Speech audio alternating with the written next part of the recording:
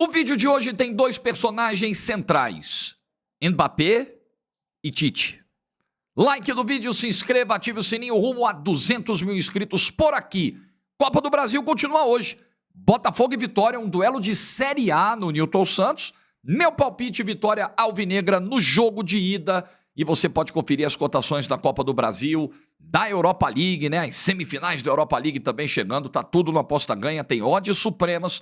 Link no comentário fixado é o meu link. Se cadastra, joga com responsabilidade. Você que tem mais de 18 anos, Aposta Ganha as maiores cotações do Brasil. Primeiro a Champions, depois a Copa do Brasil. Primeiro, a derrota do PSG para o Dortmund. A grande vitória dos alemães, sim, 1-0 é uma grande vitória, claro que é uma semifinal de Champions. E depois, a não tão grande vitória do Flamengo no Maracanã e as vaias ao Tite.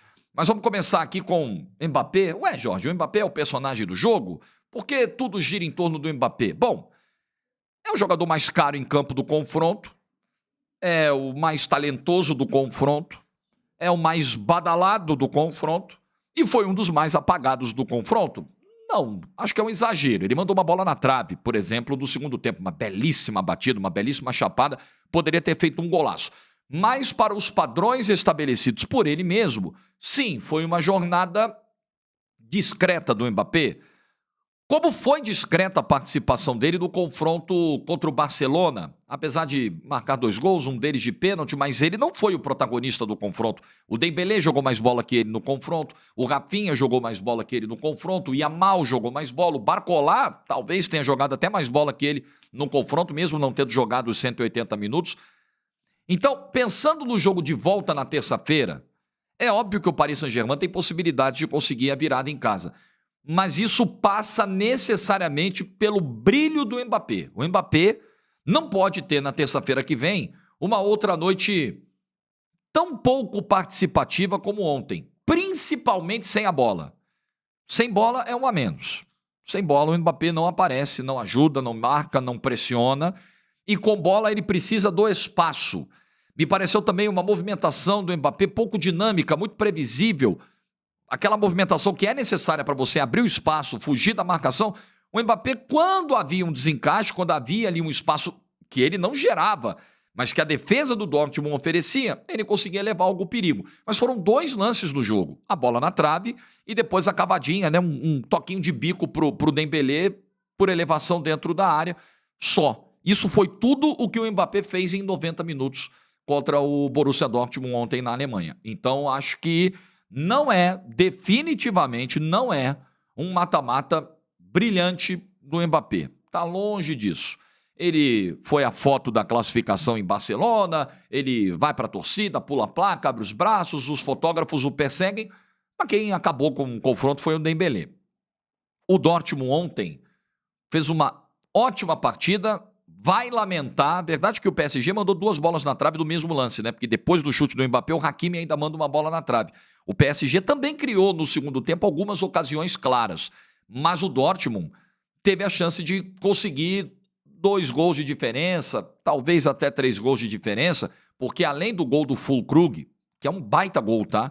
Na construção da jogada, o lançamento do Schlotterbeck, o posicionamento do Füllkrug atacando a linha de impedimento, se posicionando, dominando, ganhando na velocidade do Lucas Hernandes, a batida seca, é um belo gol de um atacante que não é uma sumidade, não é um camisa 9 fantástico, não é um Harry Kane, mas é um atacante útil. E que ontem teve uma chance de cabeça do segundo tempo, num lance de bola parada, teve uma chance claríssima depois da jogada do Sancho na linha de fundo, que prepara, que rola para ele tá de frente pro gol, na risca da pequena área e bate pro alto. Mas é o Füllkrug, ele não vai ter uma taxa de conversão altíssima. Mas ontem teve essas 2 chances além do gol. Teve a chance do Brandt, que o Marquinhos bloqueia, e isso equivale a um gol do PSG, esticando a perna. Claro, é uma vantagem de jogar por 2 resultados na França. É uma vantagem para comemorar e o torcedor do Dortmund tem mesmo que comemorar. O time está a um empate de voltar à decisão 11 anos depois. Mas fica aquela sensação, dava para ser melhor o resultado de ontem, porque o time no segundo tempo desperdiçou algumas oportunidades, assim como o PSG desperdiçou também. Tudo muito aberto, eu acho que o Mbappé é um fator possível de desequilíbrio para a semana que vem, Mas, definitivamente, no mata-mata da Champions, eu não vou considerar os gols contra a Real Sociedad, porque eu acho que ali havia um desnível muito grande. Agora, Barcelona e Dortmund são confrontos onde o PSG tem alguém olhando ali, olho no olho. E o Mbappé, até agora, em 3 desses 4 confrontos, desses 4 jogos de quartas e semi, o Mbappé foi abaixo daquilo que a gente sabe que ele pode render. Ele é um dos diferenciais para o jogo da semana que vem, sem dúvida.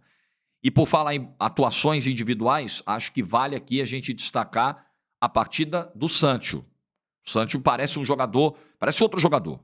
Recuperado, autoestima, partindo para cima, jogadas individuais, chamando a responsabilidade, quebrando a marcação. Uma belíssima partida ontem do Sancho. Mais o clean sheet do Kobel, e aí é mérito do Kobel e é mérito de todo um sistema defensivo do Borussia Dortmund que ontem funcionou, que ontem conseguiu, né, segurar uma pressão que nem foi tão incessante assim do Paris Saint-Germain. Enfim, tudo aberto e Mbappé abaixo até agora no mata-mata da Liga dos Campeões. E esse Dortmund é impressionante a volta por cima que esse time está dando depois do trauma da temporada passada, né? Esse time está próximo, esse time pegou o grupo da morte. Ah, não vai passar, não tem a menor chance. Milan, PSG e Newcastle, esquece. Se bobear, nem a Europa League pega. O Dortmund não só passou, como ele foi o primeiro do grupo. Aí ele tem um mata-mata contra o Atlético de Madrid, onde ele sai perdendo na Espanha, volta para casa com o resultado de derrota, faz 2 gols, toma 2 e já era. Agora esquece, o Atlético de Madrid vai se trancar, o Dortmund vai decepcionar em casa de novo, em 3 minutos o Dortmund vai lá, dá a reviravolta. O Dortmund faz o que faz no primeiro jogo com o Paris Saint-Germain. O Dortmund, no campeonato alemão, acaba com um jejum em Munique de uma década contra o Bayern. É uma temporada onde o Dortmund vai sarando um pouquinho, curando um pouquinho aquela ferida que ficou aberta daquele jogo com mais, daquela reta final, daquela última rodada especialmente da Bundesliga do ano passado. Nós estamos falando de um clube que chegou, nesse momento é a 4ª, mas já tinha chegado a 3 semifinais de Liga dos Campeões e dessas 3 ele tinha passado em 2 para a decisão. Então o Dortmund, quando bateu semifinal, ele mais avançou do que foi eliminado. Então é uma trajetória de respeito, é um clube de muita expressão na Europa e que vai para Paris com a confiança lá em cima. A pressão ela está do lado do PSG. O componente pressão, e é um pouco dessa coisa de você conviver como um azarão, né? O Henrique falou sobre isso com a TNT Esportes, o Terzic falou isso na coletiva da véspera do jogo. Tudo bem, estão dizendo que a gente é o azarão da semifinal, show, a gente convive bem com isso. Podem falar, e isso às vezes tem efeito em campo. Porque quem vai chegar na terça-feira que vem com um elenco mais caro, com um dos melhores jogadores do mundo, com a obrigação de virar para tentar afastar fantasmas e tal, pô, é o PSG. O jogo da vida é pro PSG na terça-feira. Claro que é pro Dortmund também, que quer chegar numa final de Champions. Mas quem chega com a corda mais apertadinha aqui do pescoço é o Paris Saint-Germain. Vai ser um baita jogo terça-feira. E, obviamente, a TNT e a Max vão mostrar as semifinais, os jogos de volta na semana que vem. Bom, feito aqui o registro Champions, valia a gente falar dessa semifinal de ontem, semifinal que eu tive o imenso prazer de narrar, vamos falar de Flamengo 1, Amazonas 0 e do trabalho do Tite. Este canal tem dito que o 2024 do Tite é pior que o 2023. O trabalho de recuperação que ele fez, pegando um Flamengo em frangalhos no ano passado, foi positivo, colocou o time na Libertadores. É importante a gente lembrar que naquele momento da saída do Sampaoli, o Flamengo tinha acabado de perder a Copa do Brasil, havia um risco real, matemático e real, de não chegar à Libertadores nesse ano. E o Tite chegou para salvar, até por isso não se esperou a virada do ano. Tite, pelo amor de Deus, chega logo, senão nem Libertadores talvez a gente pegue. O Tite chegou, recuperou, o time foi somando pontos, foi pegando confiança, e aí se ganhou um respiro para 2024. Mas o trabalho de 2024 é ruim, é abaixo daquilo que o Flamengo pode render. Mas, Jorge, usar o termo ruim, nós estamos falando de um time que perdeu as 3 primeiras da Libertadores? Não. Nós estamos falando de um time que está brigando para não cair do Brasileiro? Não. Nós estamos falando de um time que não venceu do Brasileiro? Não, não estamos falando de nada disso. A questão é que não dá para você tratar a situação do Flamengo com o olhar de uma situação equiparar a situação de uma outra equipe, com outro orçamento, com outras ambições, porque o sarrafo do Flamengo ele é mais alto. A cobrança, os objetivos e as possibilidades que esse elenco hoje oferece. Nós estamos falando, gente, de um clube que arrecadou na casa de R$1 bilhão no último ano. R$1 bilhão. Então, a pressão ela é proporcional. Eu não vou comparar Flamengo com o Real Madrid, porque ninguém é comparável ao Real Madrid, na minha opinião, tá? Mas só para dar um pequeno exemplo muito distante. Tem que fazer todos os disclaimers, senão os caras vão e ficam dando chilique. Você tá comparando? Calma. Real Madrid, amigo, na Espanha, ele empata 2 jogos, é crise. Por quê? Porque o sarrafo dele é muito alto. Porque o que ele arrecada, o que ele representa, né, o elenco que ele tem nas mãos, a grana que ele tem, o poderio que ele tem, se ele empata com o Getafe e o Osasuna em sequência, é burburinho. Adaptando para a nossa realidade, que é muito diferente, eu não quero, porque ninguém se compara com o Real Madrid. O Real Madrid é o maior clube deste planeta e ponto, acabou. O Flamengo, com o investimento que tem, naturalmente, quando os resultados não vêm, ou os resultados vêm abaixo do que se espera em termos de performance, é cobrança pesada, não adianta. Eu não acho, honestamente, que o que vem sendo falado sobre o trabalho do Tite em termos de pressão e de cobrança seja desproporcional. Eu não acho. Eu acho que o que temos em 2024, em 4, 5 meses de temporada, é o melhor elenco do país. Vocês têm alguma dúvida disso? Eu não tenho. Se você tem, tudo bem. O Flamengo tem o melhor elenco do país. O melhor elenco do país está performando abaixo. Em alguns jogos, consideravelmente abaixo. E eu não vou nem entrar no mérito de filosofia e de DNA. Eu não quero nem entrar nesse debate. Ah, porque o Flamengo tem um DNA ofensivo e o Tite não joga assim. O Tite enxerga o jogo de outra forma. Eu acho que nem é esse o maior problema. O ponto é, você tem um modelo? Você está sendo efetivo dentro desse modelo? Não está. Então temos um problema. Se o modelo do Tite é um time que se protege defensivamente, que é sólido defensivamente, que tem saídas rápidas de contra-ataque, que tem jogada com os pontas, ou que tem ligações diretas, muitas vezes isso acontece, os zagueiros do Flamengo fazendo essa ligação. Tá, o modelo é esse. Tá dando certo. O Flamengo tem sido superior aos seus adversários jogando desse jeito. O Flamengo tem sido consistente dentro dos jogos e entre um jogo e outro jogando desse modelo, ok. Tem sido? Não. Então não está ok. Aí é que está a chave do negócio. Mais do que discutir a ideia do Tite, se casa com a ideia da torcida, com times historicamente vencedores do Flamengo. Às vezes, cara, chega um treinador que pensa o jogo diferente dos anteriores, dos antecessores, e ele tem mais sucesso. E a roda gira, e ele ganha títulos, e ele convence, e ele é efetivo dentro da proposta. Convencer é complicado porque você não vai convencer todo mundo na vida. Jesus Cristo não convenceu. Agora é efetividade. Vamos pegar os jogos do Flamengo recentes. O Flamengo foi bem em Goiânia na estreia do Brasileiro? Não foi. Definitivamente não foi. O Flamengo foi bem na estreia da Libertadores contra o Milionários em Bogotá? Não foi. Definitivamente.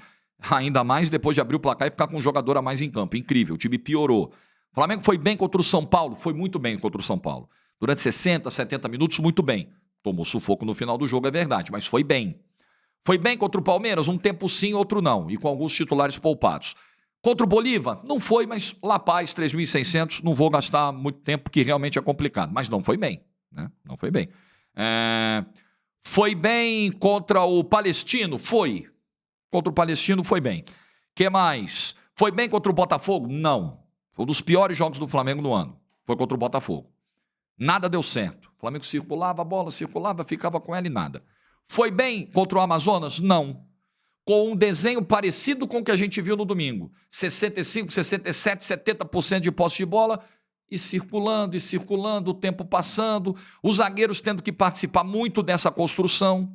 Algumas decisões do Tite durante o jogo completamente equivocadas, uma delas ele assumiu, que foi a entrada do Gabigol para jogar 30 minutos, um jogador que está tanto tempo fora, só que esse nem foi o maior problema. Mais do que colocar o Gabigol por tanto tempo em campo e expor o Gabigol, né, a uma situação complicada, porque o jogador precisa ter esse ritmo de volta, esse recondicionamento, é você colocar o Gabigol no exato momento em que você tira o De La Cruz. Você tira o cara responsável por fazer essa bola chegar. Não tem Arrascaeta, não tem De La Cruz. Você vai ter Gabigol e Pedro lá na frente e o que eles farão? Quem vai municiar? Quem vai fazer a bola chegar? Então o Tite ontem errou demais. E ao longo do tempo, o trabalho do Tite é de um time amarrado. Você olha o Flamengo hoje, ele é um time travado em campo. E se você tem um sistema defensivo que consegue entender isso, que consegue se posicionar, anular as principais peças, o Flamengo não tem movimentação, inventividade, quebra de linha, tabelas, jogadas de aproximação para furar defesas como a defesa do Botafogo no último domingo. Como a defesa do Amazonas. O Pedro faz um gol no início, mas convenhamos, o Amazonas ele acabou de ser campeão da Série C. É um abismo tão grande que eu não sei nem dar um exemplo aqui para ilustrar o que tem de diferença hoje, qual é o tamanho da diferença Flamengo-Amazonas. Eu não consigo, sinceramente. Se eu achar qualquer exemplo aqui, eu acho que ainda vai ser insuficiente, corre o risco de ficar até estapafúrdio. Então, o Flamengo hoje ele é um time engessado, travado, amarrado. E isso é atribuição do treinador. Ontem, falando aqui ainda das substituições, quando ele tira o De La Cruz para colocar o Gabigol, né? Meu Deus. E o Gerson, com uma dinâmica comprometedora, inclusive, ganhando toda a minutagem possível do Tite. Outra decisão que me pareceu extremamente equivocada do técnico do Flamengo. Além da questão da gestão de minutos, que já foi abordada aqui, e a sensação que vai ficando para mim a cada semana que passa é que o Flamengo colocou muita energia, muitos minutos no Campeonato Carioca, um dispêndio físico desnecessário e que vai começando a cobrar a conta agora. E se nós estamos vendo essa situação em maio, que dirá em outubro, novembro, quando o Brasileiro estiver terminando, a Libertadores estiver terminando e o Flamengo esteja vivo, pode estar vivo na Libertadores até lá. Então, o trabalho do Tite, Jorge, é momento de interromper o trabalho do Tite? Sigo achando que não. É momento de criticar o trabalho do Tite? Muita coisa, mas assim, com energia, com força. Nós estamos falando de um treinador muito bem pago, top no mercado brasileiro, e estamos falando do melhor elenco do país. As vaias, os xingamentos, a arquibancada ontem botou para fora de vez a insatisfação e acho que com coerência. Existem argumentos, vários. Eu vou repetir o que disse no vídeo da segunda-feira. Tem argumento para questionar o trabalho do Tite? Vários. O trabalho do Tite, ele é, nesse momento, decepcionante pelo que ele tem nas mãos. Decepcionante. E a crítica ontem na arquibancada, ela fez sentido. Não é uma viagem. O torcedor do Flamengo não está viajando, ele está vendo jogos.